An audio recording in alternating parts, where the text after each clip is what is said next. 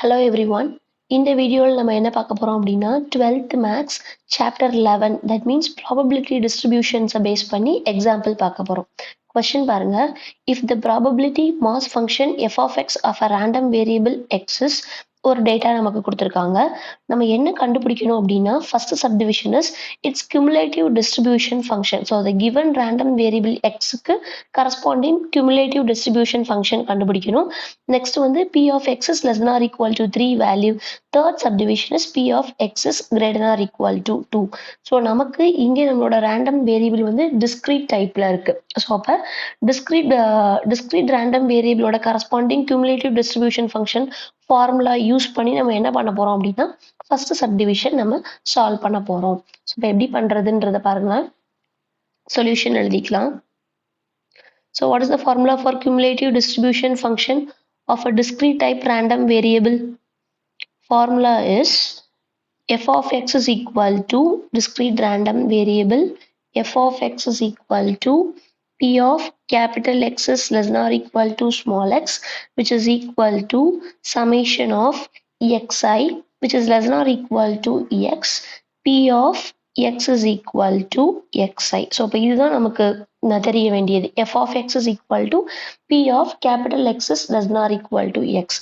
நமக்கு ஒரு ரிசல்ட் தெரியும். we know that means என்ன ரிசல்ட் அப்படின்னு பார்த்தீங்கன்னா p of x is less than 1 ஓட வேல்யூ என்ன அப்படின்னா 0. that means உங்களோட x வேல்யூ வந்து lies between minus infinity below, that means before 1 இருந்தது அப்படின்னா அதோட probability வேல்யூ என்னது, இது equal to 0. ஸோ இப்போ நான் நெக்ஸ்ட் என்ன கண்டுபிடிக்க போறேன் அப்படின்னா x is equal to 1, x is equal to 2, 1, 2, 3, 4 அந்த 4x வேல்யூஸ் நமக்கு இங்கே கொடுத்துருக்காங்களா.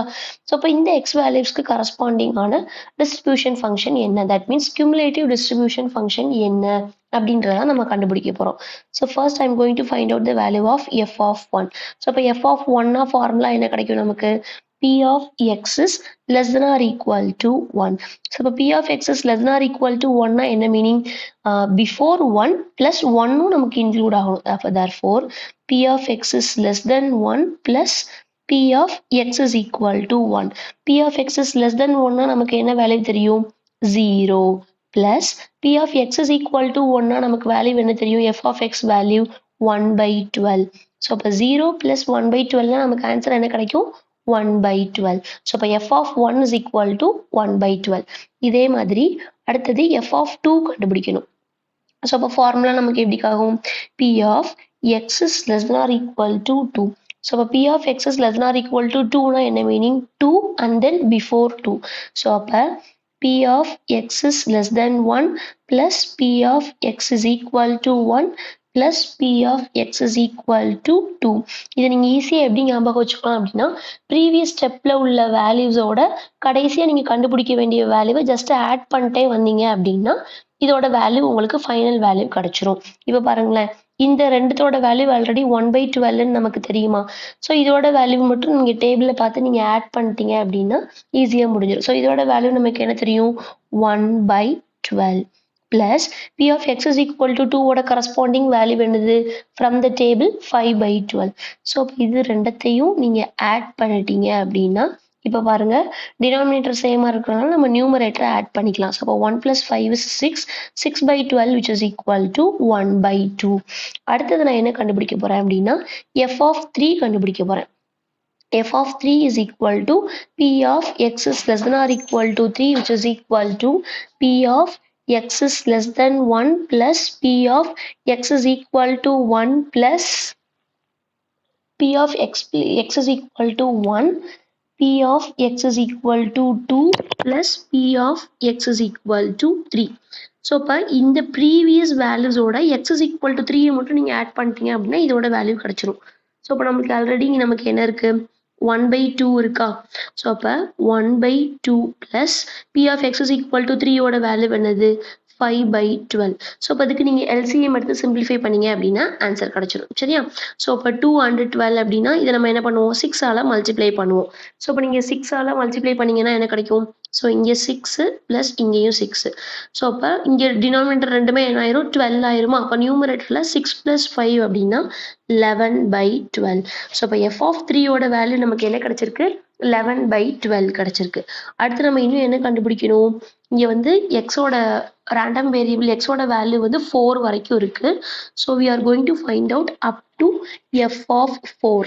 So, f of 4 is equal to p of x is less than or equal to 4, which is equal to, so x is less than 1, p of x is equal to 1 plus p of x is equal to 2 plus p of x is equal to 3 plus p of x is equal to 4. So, இப்போ இது வரைக்கும் கண்டுபிடிச்சாச்சா, இது வரைக்கும் நமக்கு value தெரியும் 11/12 அப்படின்னு சொல்லிட்டு. So இப்போ 11/12.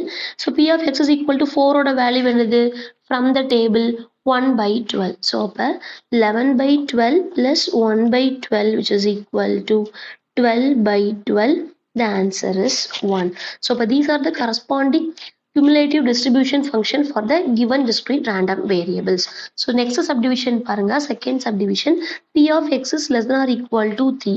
So இப்போ p of x is less than or equal to 3 னா, so already நம்ம கண்டுபிடிச்சிருக்கோம்ல p of x is less than or equal to 3, that is nothing but f of 3. So இப்போ f of 3 ஓட value நம்ம என்ன கண்டுபிடிச்சிருக்கோம் 11/12. So இப்போ that is the second subdivision.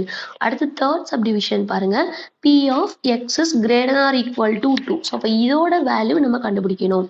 So அப்போ third subdivision is p of x is greater than or equal to 2. So இப்போ இதோட formula நமக்கு என்ன தெரியும் 1 minus p of x is less than x. So இப்போ நம்ம இங்கே small xன்ற டேர்முக்கு பதிலாக 2 இருக்குன்றதுனால p of x is less than 2. So p of x is less than 2 னா என்ன மீனிங் before 2, 2க்கு முன்னாடி வரைக்கும். ஸோ அப்போ 1 வரைக்கும். ஸோ இப்போ p of x is less than or equal to 1. So already p of x is less than or equal to 1னா நமக்கு என்ன தெரியும் f of 1ஓட வேல்யூ. f of 1ஓட வேல்யூ என்னது from the table 1/12. ஸோ இது ரெண்டுத்துக்கும் நீங்கள் LCM எடுத்தீங்க அப்படின்னா 12 minus 1/12 which is nothing but 11/12. So this is the value for p of x is greater than or equal to 2. That's it. Thank you.